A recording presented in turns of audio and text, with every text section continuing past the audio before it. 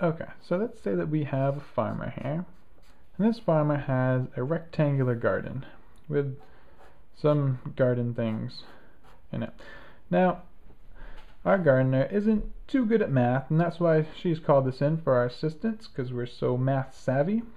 But she's counted that the length of the rectangle we have of her garden is 3 1/3 miles, and the width is 2.5 miles. So we need to find out what is the total area of her garden. So how do we do this? Well, we know that an area of any rectangle or square is going to be the length times the width. And so here we have our length of 3 1/3 multiplied by our width 2.5. So how are we going to do this?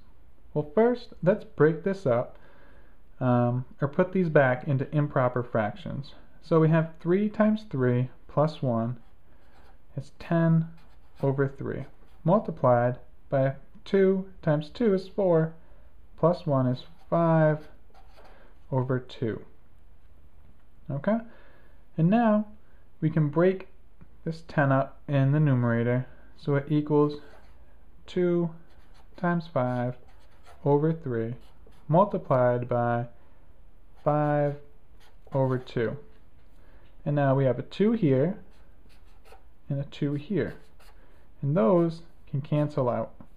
So what we're left with is 5 times 5/3.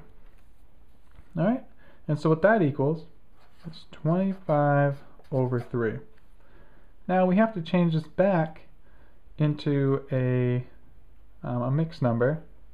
So that is going to be, how we do that, we're just going to take 3 into 25. 3 goes into 25 8 times, which is 24. And we have 1 left over in the remainder. So we're going to take our 8, right? That's our whole number. That's what's going to be outside of the fraction. And we're going to take our remainder, 1, and this is going to go here. We're going to take our 3 base there. So this would be the total area of our gardener's garden here.